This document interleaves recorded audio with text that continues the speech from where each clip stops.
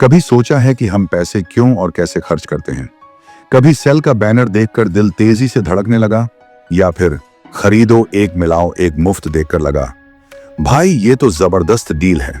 लेकिन क्या ये डील वाकई डील होती है, या हम सिर्फ उस मनोवैज्ञानिक जाल में फंसते हैं जो कंपनियां हमारे लिए बुनती हैं?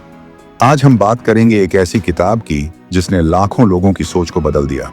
डॉलर्स एंड सेंस, डान अरिएली और जेफ क्रिस्लर द्वारा लिखी गई किताब एक आईना है जो हमें दिखाती है कि हम अपने पैसों के साथ कितनी गैर तर्कसंगत हरकतें करते हैं और कैसे हम अपने ही बनाए भ्रम में जीते हैं।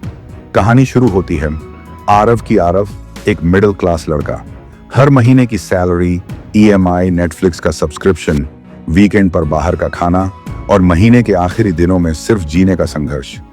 वो हर महीने सोचता इस बार सेविंग जरूर करूंगा, लेकिन महीने के अंत में उसके पास होता था खाली अकाउंट और ढेर सारी गिल्ट। एक दिन एक दोस्त ने उसे ये किताब दी। डॉलर्स एंड सेंस किताब पढ़ते ही उसके दिमाग में जैसे एक झटका सा लगा।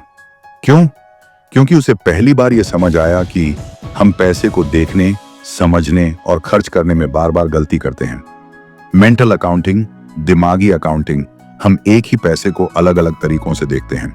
मान लीजिए किसी ने आपको 1000 रुपये नकद दिए और फिर आपको उसी दिन 1000 रुपये किसी दूसरे रूप में, जैसे रिचार्ज कूपन में। आपका दिमाग कहेगा, अरे ये तो फ्री पैसा है, चलो कुछ स्पेशल कर लेते हैं।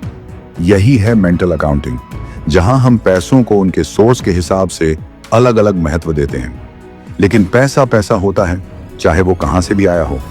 रिलेटिविटी, तुलना का जाल। कभी आपने देखा है कि अगर कोई घड़ी 10,000 की हो और दूसरी 20,000 की, तो वो 10,000 वाली अचानक सस्ती लगने लगती है? हम हमेशा चीजों की वैल्यू को रिलेटिव तरीके से देखते हैं, एब्सोल्यूट तरीके से नहीं। इसका मतलब हम अक्सर गलत डिसीजन लेते हैं क्योंकि हम तुलना के जाल में फंस जाते हैं। पेन ऑफ पेइंग, पेमेंट का दर्द। कार्ड से खर्च करना आसान लगता है, लेकिन कैश से खर्च करने में मन हिचकता है। क्यों? क्योंकि जब हम कैश देते हैं तो हमें दर्द महसूस होता है। वहीं digital payments, EMI, credit card, ये सब उस दर्द को छुपा देते हैं। और यहीं से शुरू होता है अंधाधुंध खर्च, ट्रांसफॉर्मेशन। आरव की जिंदगी में बदलाव।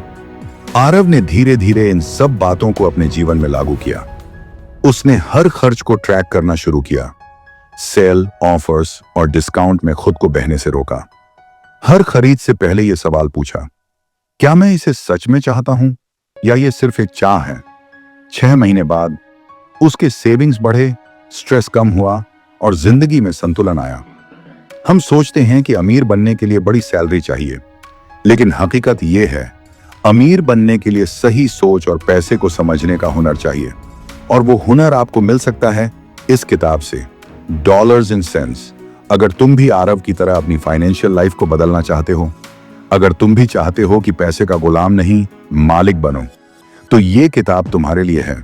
वीडियो पसंद आया हो तो लाइक, शेयर और चैनल को सब्सक्राइब जरूर करें। कमेंट में लिखो, अब मैं पैसे को समझूंगा।